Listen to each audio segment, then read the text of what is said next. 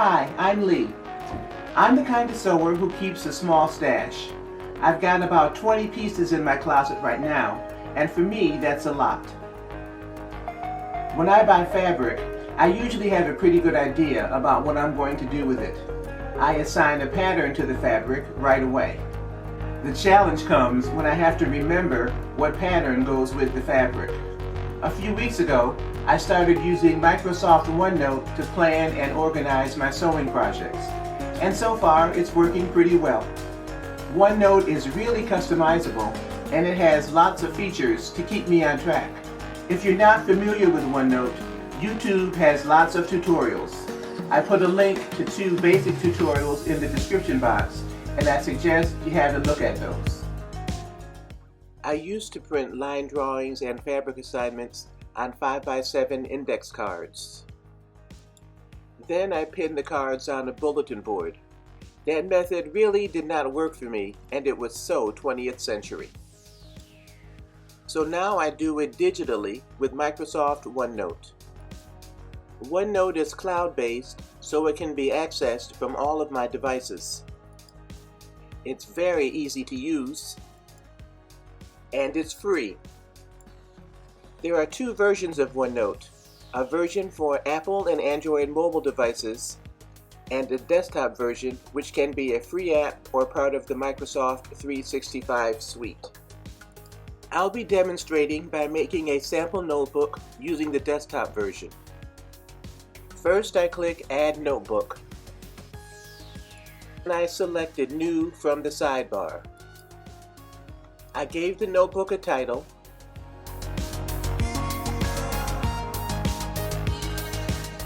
and chose a color. Then I clicked Create. OneNote notebooks are divided into sections and pages. I made a section for each type of garment by renaming the first section. Then I added subsequent sections by clicking Add Section. I made a section for each garment type, and a section for fabric. I add a page for each garment. Let's say I'm making a top. The title of the page is the pattern company, name, or number. I collect all the content I need in a folder on my desktop. That way I can just drag it into the page. I included a picture of the garment, a line drawing, and a picture of the fabric I'm going to use. Since I buy a lot of fabric online these days, I include the photo swatch from the website. Otherwise, I snap a picture of the fabric and the information on the end of the bolt. I also type in the fabric info like the width, yardage, and care instructions. Any fabric that has not been assigned to a pattern is documented in the fabric section. When I assign a pattern to unassigned fabric, I collect the same info and drag it onto the page, adding any necessary text.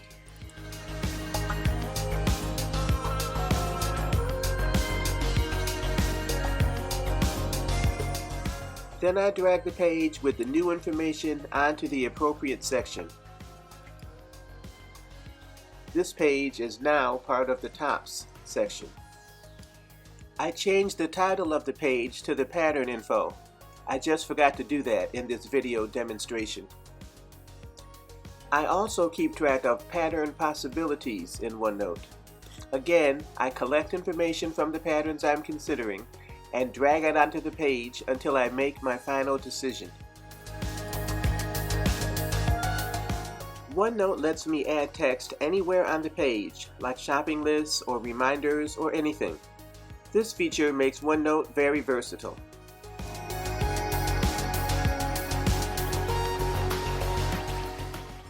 I can add garment-specific information like to-do lists or shopping lists to the pages. And a section is dedicated to a wish list of fabric I want to buy. I also added a section for finished projects.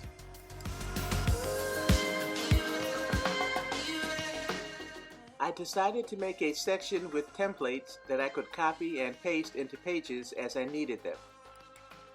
For the fabric template, I made a box that contained the pertinent information that I copied and pasted into a new fabric page.